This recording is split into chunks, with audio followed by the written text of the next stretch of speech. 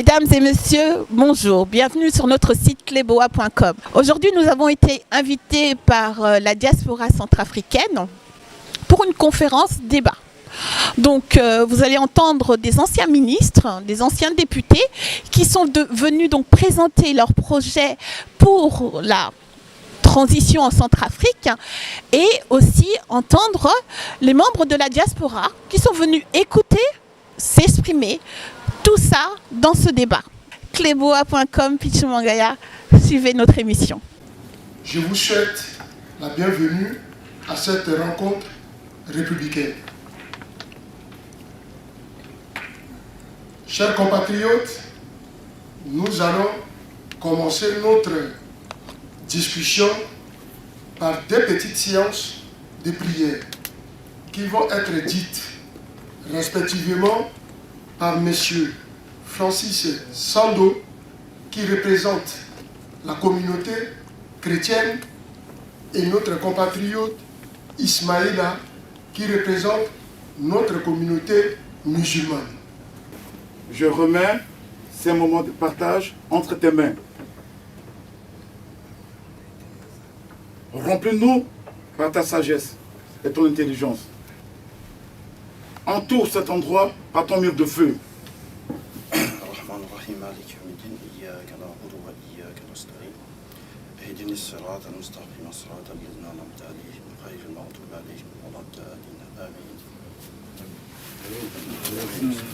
Merci.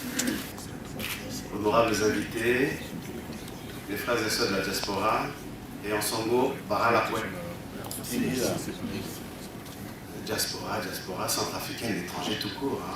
Mais comme on est là, on veut utiliser diaspora, c'est diaspora. Mais c'est les Centrafricains qui sont ici. En fait, on a répondu à cet appel, hein, comme tout le monde. Et c'est juste mon cri du cœur en tant que Centrafricain de la diaspora. De voir mon très beau et cher pays dans une déconfiture qui ne dit plus son nom. Et puis on est là, on le regarde, on le voit mourir, on le voit s'éteindre. Alors il faut réagir quand même. Alors pour commencer un petit peu, je ferai l'introduction, on va parler un petit peu de la diaspora. Effectivement, les Centrafricains de France ne sont pas étrangers à ces problèmes que nous connaissons.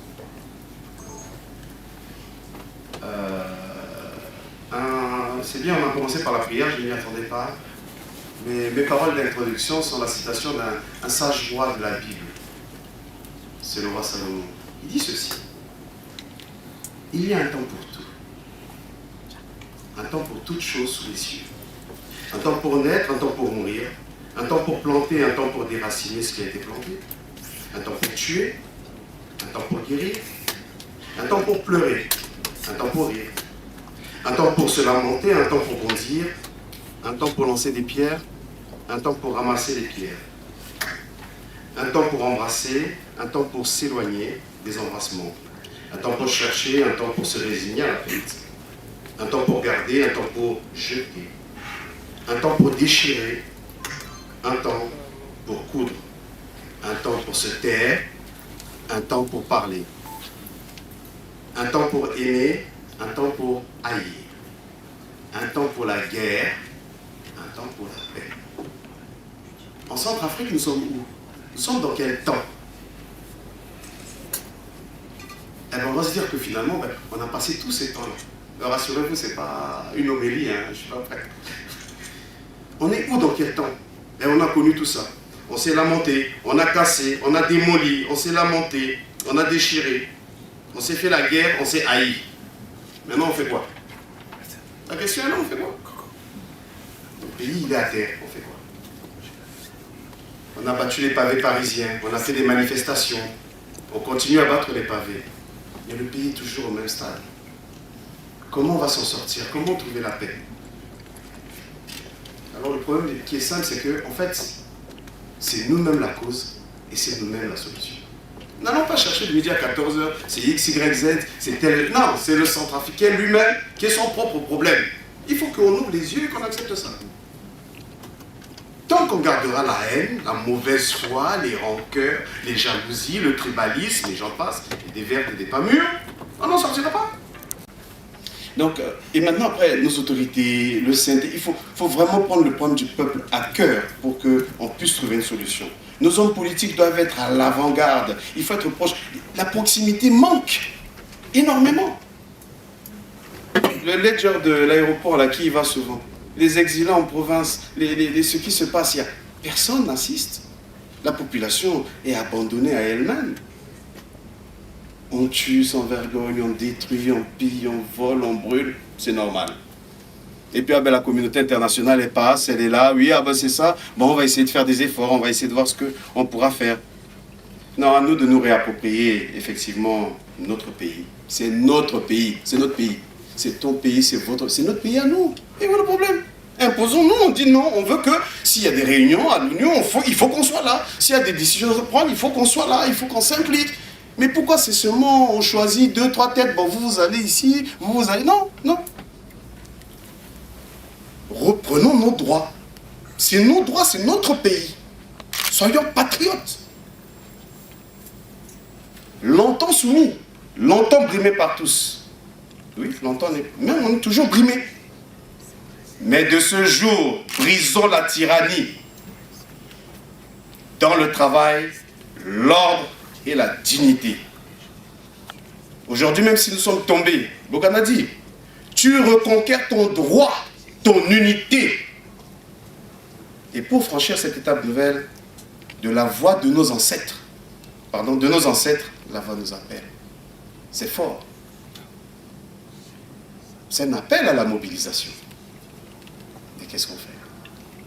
Reconquérons notre pays. Réapproprions notre chose. Laissons de côté les partis, les races, les ethnies, non, ça va, c'est bon. On a vu ce que ça a donné, c'est plus la peine.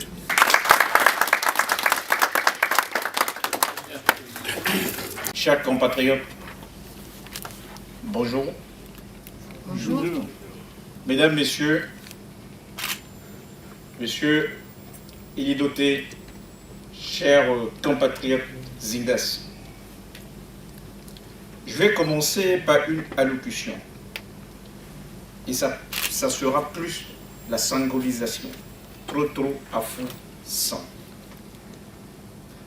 Un état de lieu politique nous amène aujourd'hui à se demander pourquoi le peuple paye la facture politique de nos bêtises humaines. À travers une lecture profonde de la situation, nous sommes appelés à faire une analyse socio-politique et économique de nos faiblesses, de nos institutions. Pourquoi l'immobilisme aujourd'hui? Pourquoi l'amateurisme aujourd'hui? Pourquoi le clientélisme aujourd'hui politique? D'où vient ce dérapage? C'est parce que quelque part, Athénée, mais ailleurs à on lit. Je le répète en français. C'est parce que nous-mêmes, quand nous bâtissons ce qu'on appelle les textes, nous ne les respectons pas. Ceux qui ont échoué et qui savent que le bilan est lourd de passer notamment le relais à une génération qui veut parler de la République et non de la séparation au niveau étatique. Pourquoi les causes fondamentales de la crise centrafricaine? Parce qu'une école a été créée. Créée par qui? Moi, je les qualifie des bandits de la République. Bandits parce qu'ils ont utilisé la jeunesse en créant ce qu'on appelle des coups d'État par-ci, par-là, pour accéder au pouvoir ou pour accéder à ce qu'on appelle la manjocratie. Et cette manjocratie a fait de la sorte que les gens ont toujours l'appétit, et l'appétit mal placé, l'arrogance mal placée, l'incompétence notoire au niveau de la sommité étatique. Parce que si Zingas est Yakoma, et que moi, Gondier, je suis incapable de venir le dire Zingas, tu es mon frère et que je te dis bonjour. Ça ne veut pas dire que je conçois ce que Zinga fait, mais à travers la superficie qui nous lie, à travers cette consanguinité républicaine, je suis appelé à partager des valeurs avec Zingas. Et que vous, que vous soyez femme politique, que vous soyez homme politique, réglez vos différends et laissez le peuple en paix. Et c'est une nécessité de la cohésion sociale qu'effectivement le juge doit se mettre en robe et que la défense sera là pour plaider pour les présumés coupables. C'est là où on va arriver à ce qu'on appelle un climat de ce qu'on appelle la réconciliation. La jeunesse centrafricaine se pose toute une série d'interrogations. Interrogations dans le sens où la République appartient aux Oubanguins ou appartient à nous les Centrafricains tous. En République centrafricaine, il y a un mythe d'accéder à ce qu'on appelle la gestion publique du pouvoir. Parce que tant que tu n'arrives pas à faire allégeance à telle ou à telle personne, tu n'accéderas pas. La méritocratie n'existe plus. Espérons que M. Elidoté qui est là et qui m'écoute, il a écrit ça dans son agenda. C'est pourquoi il y a nécessité qu'on puisse retracer l'existence du peuple centrafricain. Madame Sama Panza est arrivée après une élection en République centrafricaine organisée par le Conseil national de transition. Moi, étant défenseur des droits de l'homme et des chartes constitutionnelles, j'avais eu ce qu'on appelle le courage républicain d'alerter dans le passé le président Bouzizi. Et comme on le dit en Sango, Mangondo a fait bien. Quand il avait la vision de modifier la Constitution, tout ce monde qui tournait autour de lui, non président, tu es capable de le faire. Le résultat aujourd'hui c'est quoi? C'est ce que le peuple paye. Nous avons une charte constitutionnelle qui doit définir le mandat de Mme Sama Panza. Elle a été élue pour un mandat de 1 an.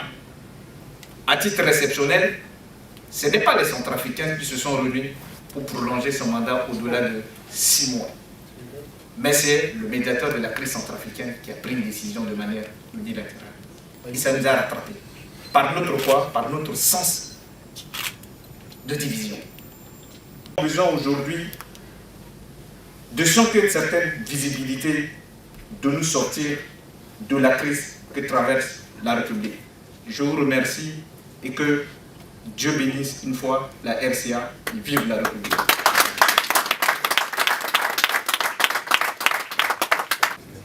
Nous sommes des débatteurs. On est là pour ça. Nous vous félicitons. Vous aurez les réponses à vos différentes préoccupations tout à l'heure. Chers compatriotes,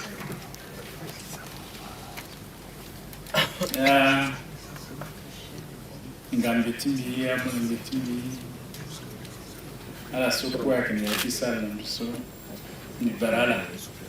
Merci.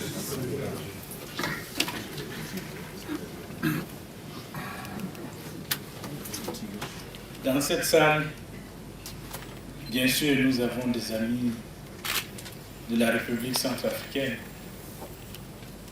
et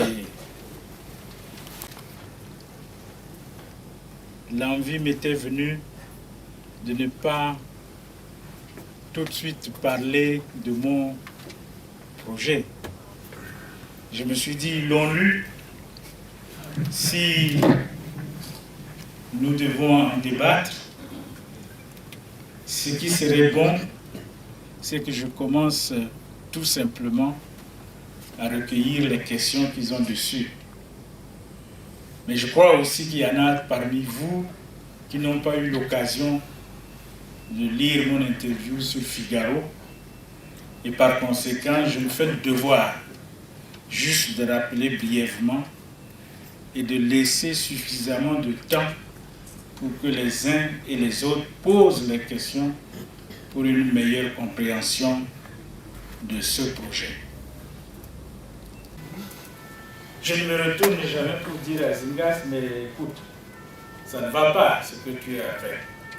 Non, je lui demande de faire lui-même, je dis bien lui-même, n'est-ce pas, son autocritique et de voir ce qu'il a fait de bien.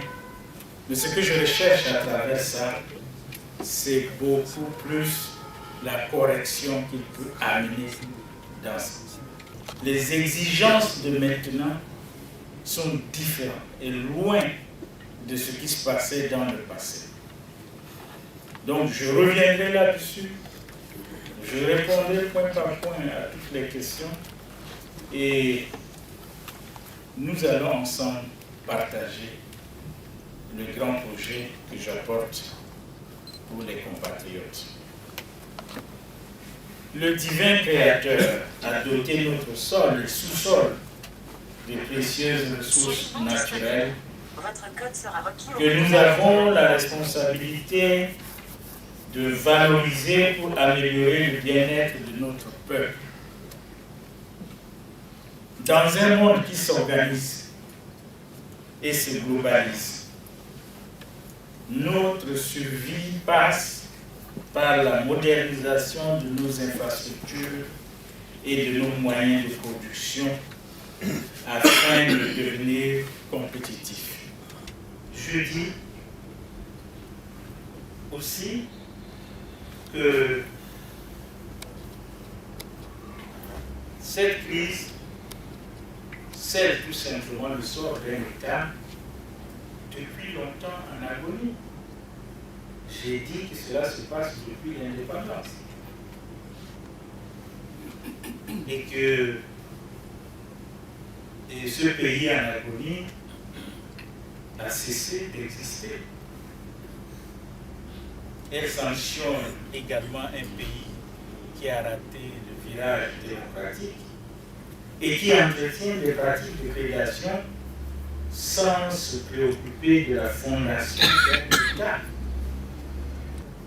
Par des ONG, des intellectuels intéressés par le développement de l'Afrique et les organisations internationales basées sur les jeunes centrafricains.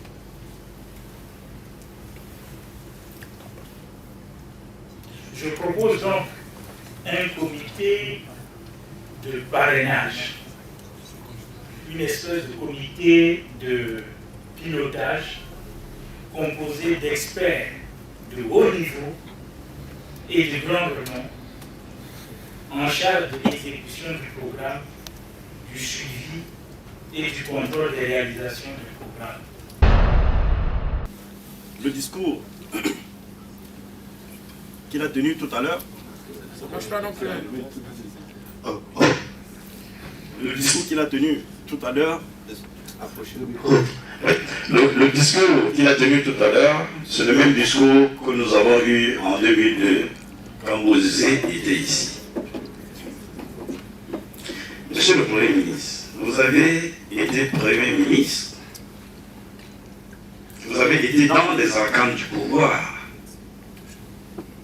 Et quand vous dénoncez aujourd'hui ce que vous êtes en train de dénoncer, alors que vous avez la possibilité de le faire au moment où vous étiez au pouvoir, vous ne l'avez pas fait. Est-ce normal? Ok. La deuxième question revient à Zéou. S'il vous plaît, la démocratie, le ministère vous étiez ministre de la jeunesse et des sports. Qu'avez-vous fait les Maliens concrètes. En tant que femme politique, en plus en Afrique, il n'y en a pas beaucoup. Pouvez-vous nous dire un petit mot pour ces jeunes filles qui veulent débuter peut-être une carrière dans la politique? Pourquoi pas? En tout cas, en ce qui concerne l'Afrique, je pense que les femmes qui ont déjà une certaine position, pas forcément ministres, hein, mais lorsqu'on a des femmes ministres, des femmes chefs d'État, c'est encore bien mieux. Mais dans n'importe quelle couche de la gestion des affaires de l'État, nous, femmes, devrions justement favoriser le progrès des jeunes filles et surtout leur protection. Et je sais ce que je dis parce qu'en République centrafricaine, et je pense que c'est un peu pareil partout, les jeunes filles ont besoin tout particulièrement de protection et d'encouragement pour pouvoir avancer dans tous les sens. Par exemple, les jeunes filles doivent être sensibilisées depuis toute petite à la nécessité d'aller à l'école, ne serait-ce que ça.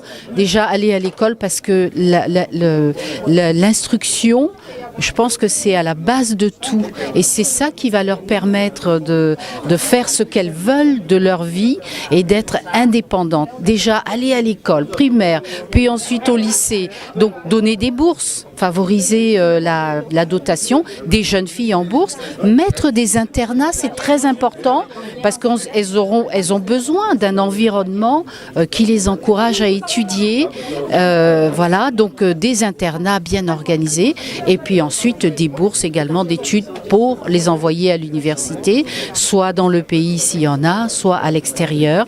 Et ça leur permettra à ces jeunes filles de devenir indépendantes et de prendre conscience de leurs valeurs. Et c'est nous autres, les anciennes, si je peux dire, qui pouvons justement faire prendre conscience aux jeunes filles de ce qu'elles valent dans tous les domaines, que ce soit artistique, que ce soit intellectuel, que ce soit scientifique, parce qu'en Afrique, nous avons également besoin de femmes scientifiques et elles sont parfaitement capables de faire ça et dans tous les domaines. Donc voilà, c'est ce que nous autres devrions faire pour ça au niveau des gouvernements. Merci. Ma question, premièrement, s'adresse à M. Élie Doté. Je rappelle effectivement Claricia Pelego, ancienne directrice commerciale de Comigène, actuellement présidente de la Ligue pour la parité homme-femme.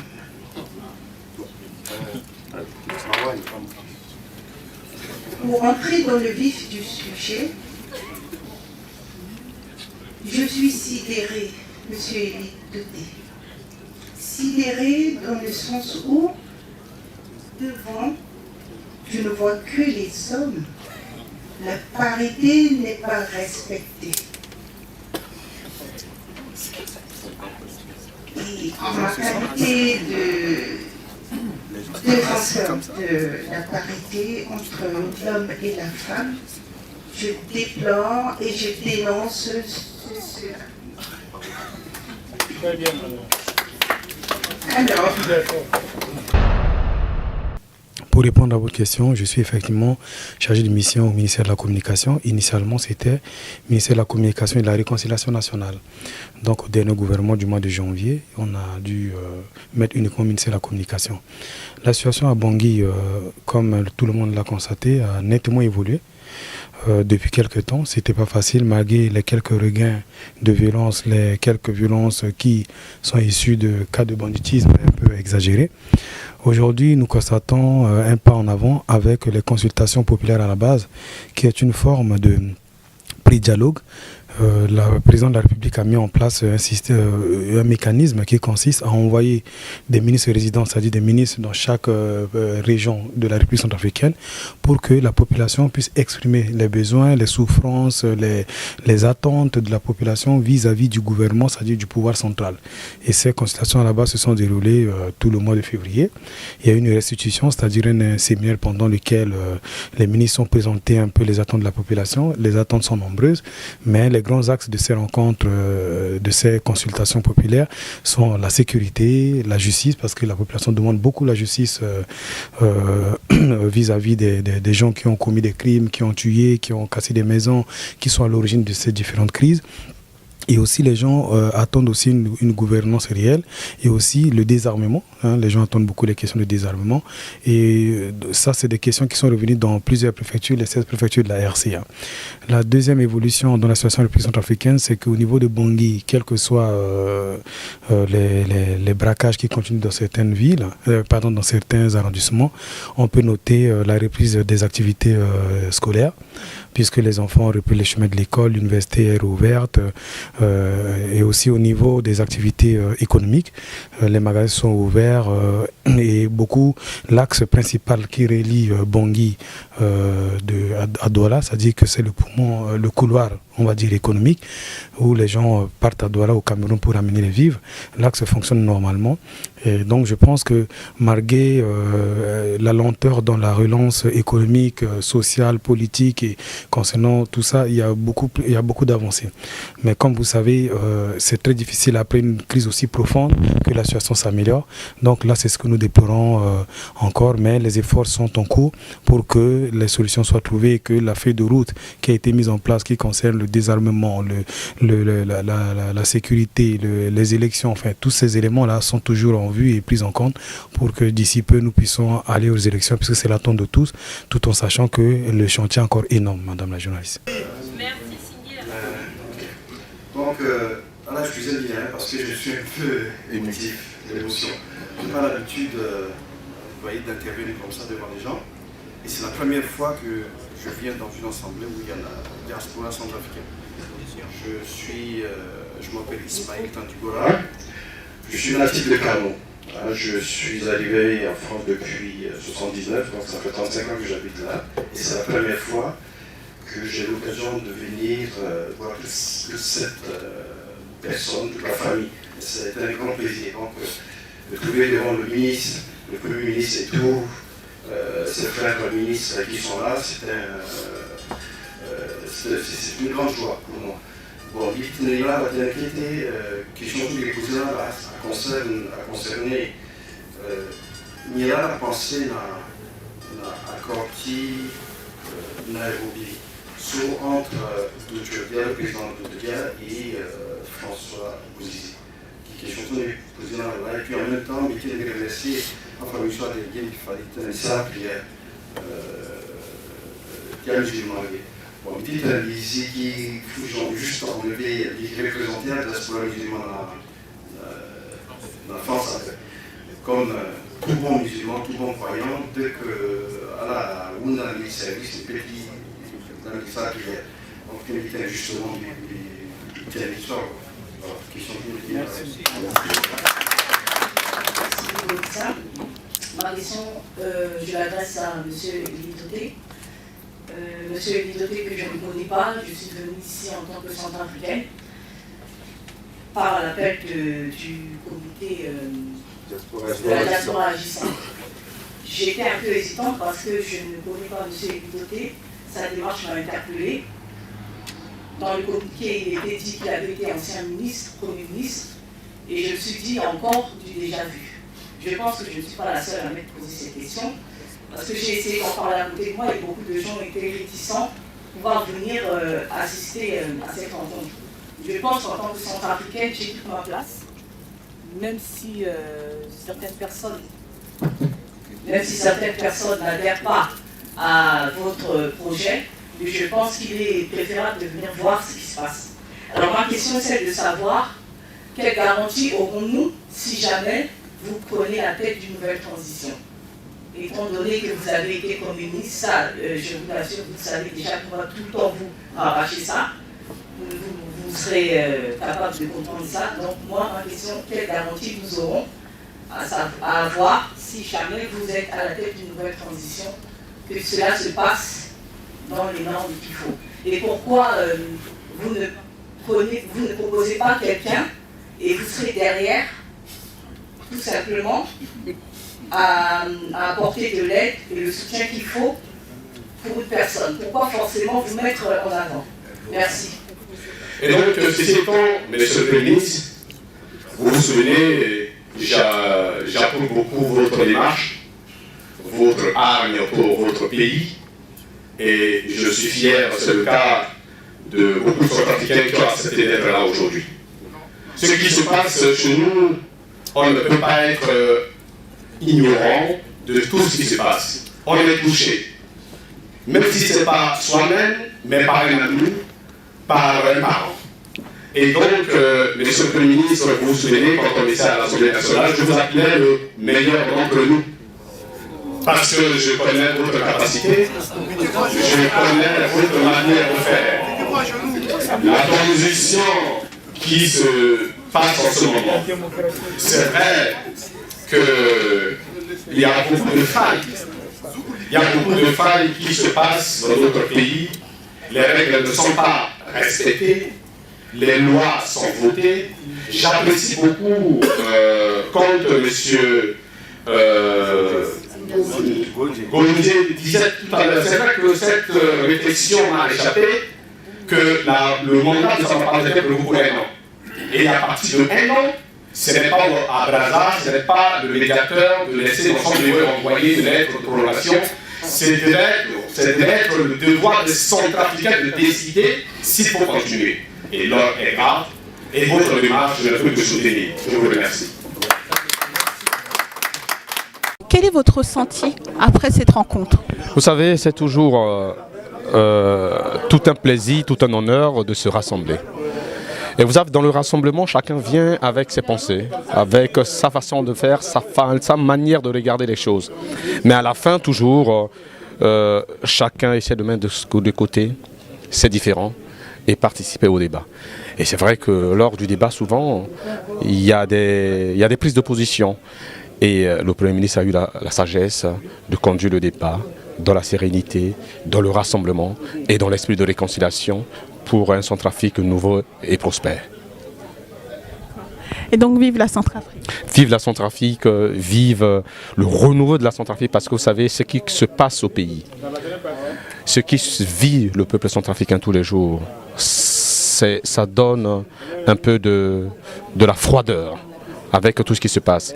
Et si les Centrafricains de la diaspora, en l'occurrence, prennent conscience à travers le Premier ministre doté pour réfléchir de comment sortir de la crise en Centrafrique, de comment faire pour la transition qui peine à se remettre, de comment faire demain pour donner la paix dans le cœur de tout Centrafricain, ça sera une bonne chose.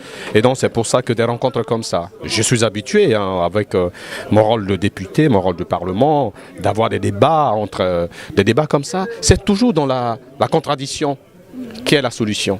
Les idées, je combats la pensée unique, les idées uniques. Et je suis très fier pour cette rencontre qui est finie dans de bonnes...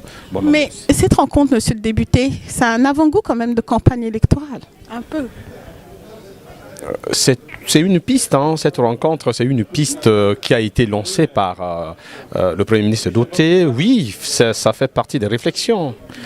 Campagne électorale, oui, bon, il a dit clairement que les élections ne résoudront pas le problème de Centrafrique. Les élections, si on ne met pas les choses en amont pour aller aux élections, ce n'est pas les élections qui résoudront. Et ce genre de rencontres comme ça, effectivement, ça permet à poser des jalons, ça permet à réfléchir, à trouver des pistes de sortie de la crise. Merci beaucoup. Je vous en prie, madame. Je vais aller droit au but. Et juste pour finir la phrase de mon prédécesseur, j'allais se dire que, effectivement, notre décision, notre avenir ne dépend pas de Libreville, de Gabon, de Nairobi, et ça ne dépend pas non plus de la France. Parce que j'ai vu que les démarches de M. Lidoté a commencé au niveau de la France. J'ai lu dans les journaux, sur Facebook et autres, qu'il est venu faire un plaidoyer auprès de la France pour aider la RCA. Est-ce que c'est pas cette photo-là que ce caricaturiste il a fait, où on a mis l'Afrique avec en forme de dame, avec des grosses fesses et tout. Je sais que tout le monde l'a vu sur Facebook. Ça là, est-ce que c'est pas ça, c'est pas cette politique-là qu'on est en train de mener toujours se fier vers la France? Je pose ce beau dessin. J'étais venu juste à... Moi, on m'avait dit que c'était une réunion pour la réorganisation de la diaspora. C'est ce que j'ai lu sur Facebook, la raison pour laquelle je suis là. Mais je vois que c'est un plaidoyer de M. Idoté pour être encore un énième président de transition de la RCA. Et voilà. J'ai presque 6 questions à vous poser. La première question. Une question, s'il vous plaît. J'ai 2 minutes, s'il vous plaît, monsieur. Donc, si vous me coupez, vous avez pris 10 secondes. Enfin, je suis pas 10 secondes. Monsieur Idoté, vous avez été Premier ministre et en même temps ministre du budget de la RCA avec 3 gouvernements différents, de 2005, si je ne me trompe pas, jusqu'en 2008. Si vous pouvez nous dresser un bon bilan de ce gouvernement-là. Est-ce que vous vous êtes concerté avec la base, c'est-à-dire avec vos collègues de lutte, c'est-à-dire que les anciens hommes politiques de la RCA qui sont à Bangui, avec tout le monde qui se trouve à Bangui, les hommes politiques et autres, y compris Madame Sama Panzaki actuellement, est-ce que vous êtes concerté avec ces gens-là pour venir, pour faire une proposition d'un énième gouvernement, d'un énième gouvernement, ou c'est juste parce que vous êtes venu ici, comme nous, comme on le dit, excusez-moi le terme, pour devenir président en RCA, il suffit juste de baisser son pantalon à la France et du coup on devient président. Que pensez-vous de la situation actuelle en Centrafrique, monsieur? Je pense que la situation actuellement de la RCA, c'est vraiment désespéré. C'est vraiment désespéré et c'est une situation qui nécessite vraiment une mobilisation de tous les Centrafricains, de tous bords, que nous nous réunissons pour pouvoir chercher à trouver une solution fiable pour vraiment nous en sortir. Sans ça, si on agit d'une manière dispersée, comme nous sommes en train de le constater actuellement, rien ne pourra se faire et on va toujours continuer à nous enfoncer vraiment. Je crois que, comme j'ai toujours l'habitude de le dire, tous nos politiciens sont atteints de la maladie dont on appelle l'Alzheimer. C'est-à-dire qu'ils oublient tout ce qu'ils ont eu à faire dans le passé et quand ils reviennent avec force tout en critiquant ce qui se passe et en ne voulant même pas faire quelques autocritiques d'eux-mêmes avant de pouvoir se prononcer. Donc pour moi, tous ces anciens ministres ou ces politiciens qui continuent toujours, les anciens depuis des années, de plus de 2 décennies, qui continuent toujours, eux, ils n'ont plus leur place. Il nous faut vraiment du renouveau, il nous faut du neuf en République africaine. Parce que tous leurs trucs, ils ont essayé, ça n'a pas marché. Il faut qu'ils laissent la place, il faut qu'il y ait vraiment une relève au niveau de la RCA. Parce que si on continue toujours avec le même truc, là on vient de le suivre, les mêmes propositions, les mêmes discours qui ont été faits depuis 2002. Ici en France, ces mêmes propositions-là sont ressorties encore aujourd'hui, en 2015. Alors, pourquoi cela? Ça veut dire que c'est les mêmes choses et nous savons tous que les mêmes causes produisent les mêmes effets. Donc il faut vraiment qu'on change. Donc aujourd'hui, pas convaincu? Toujours pas convaincu, non. Ma première question, monsieur le Premier ministre, c'est tout simplement une question d'ordre de la gestion de la chose publique, c'est-à-dire la bonne gouvernance, qui me tient énormément à cœur. Je vois tout simplement le recyclage donc des ex-dirigeants qui reviennent. C'est là, nous sommes tous Bordeaux. Bordeaux, c'est la plaque tournante. Donc on les reçoit, on reçoit tout le monde, les anciens maires, les premiers ministres. Il y a tout le monde chez nous chaque semaine. C'est une évidence parce que Bordeaux a toujours fourni les 90% des premiers ministres et puis des ministres en Centrafrique. Ça, c'est un fait. Le deuxième point, nous, on aimerait essayer de savoir. Vous nous parlez de la 3e transition. Voici la préconisation de l'Observatoire pour l'action de la bonne gouvernance. Nous avons écrit aux autorités françaises, avant que Samba Panza puisse essayer de prendre le pouvoir, qu'on puisse la désigner, parce que nous savons comment ça s'est passé. Ok? Donc, nous disons ceci. Nous avons demandé déjà que la transition puisse se faire sans Sénégal et anti-Balaka. La France nous a répondu non. C'est pas possible. D'accord? Maintenant, on a vu ce qui s'est passé. Nous, ce qu'on tient seulement à nous dire, vous demandez une 3e transition, sans excellence. Très bien. Tout le monde est d'accord. Samba Panza a échoué. Je suis le premier à le dire. Il aurait fallu prendre un homme pour essayer de tenir tête aux gens d'Anti-Balaka et aux messieurs de Sénégal que la France a laissé se réarmer pour essayer de rester en position de défense. Parce que quand on veut essayer d'aller au-delà, il fallait désarmer Sénégal et Anti-Balaka. Ces deux-là auraient été en position de faiblesse, ce qui n'a pas été fait. Maintenant, ma question. Vous savez très bien ce qui s'est passé. Vous voulez une 3e transition. Mais nous, en toute objectivité, et comité intellectuel, son excellence, on va vous dire, Nous voulons effectivement une troisième transition, mais avec des compatriotes qui n'ont pas d'objectif, qui sont désintéressés et qui sont des technocrates, qui peuvent tout simplement essayer de reprendre le pouvoir dans un but précis, c'est-à-dire une transition pour un an, bien précis, 6 mois pour le désarmement obligatoire d'Anti-Balaka et Seleka, 6 mois pour la préparation des élections présidentielles. À savoir, nous savons que les Centrafricains qui sont désintéressés, qui ne cherchent pas à venir piller comme on le voit actuellement, comment ça se passe pour les transitions, il y a un certain Le Goudert, que vous connaissez très bien, c'est technocrate. Vous avez un Guy Darlon qui est là. C'est des gens qui gagnent énormément déjà de l'argent, qui ne peuvent pas venir piller comme ça se passe au pays. Je suis déçu de voir qu'on me compare avec certains autres premiers ministres. On me met dans le même bateau. Et je suis persuadé que ceux qui disent ça n'ont même pas vu mon CV, ne savent pas ce que j'ai fait dans la vie. Moi, je dis que dans la vie, il y a un parcours pour permettre à quelqu'un de réaliser quelque chose. Si vous n'avez pas fait ce parcours, je ne crois pas qu'il y ait un miracle. Je laisserai les ministres qui ont travaillé avec moi, ceux qui ont eu aussi l'occasion, en tant que directeur, administrateur, qui ont travaillé avec moi, peut-être essayer de répondre. Mais vous avez mon CV sur Google, sur machin, et je crois que avant de venir ici me poser certaines questions, vous auriez pu le regarder. Mais bon, vous êtes jeune, et je vous pardonne.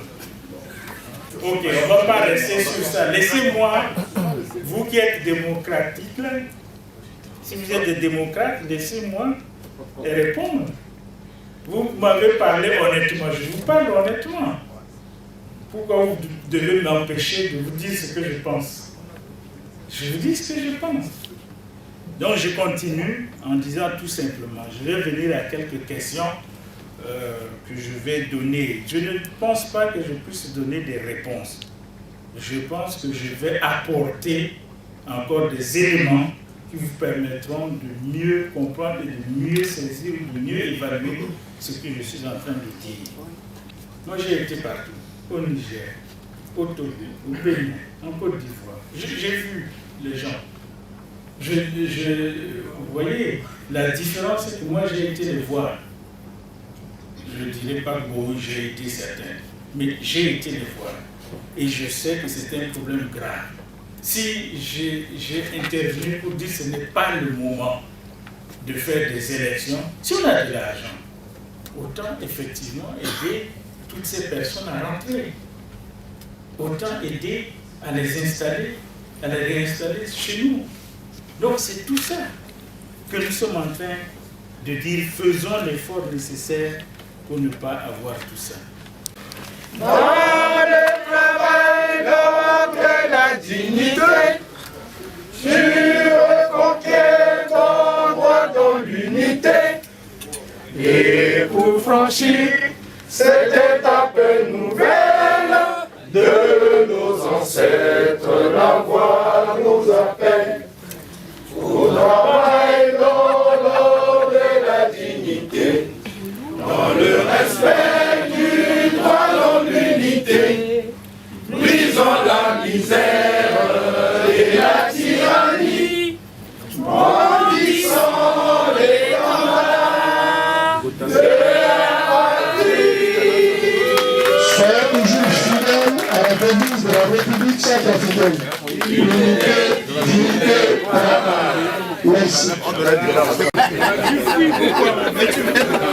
Parce qu'il a vu. Mais pourtant vous ressemblez. C'est bon.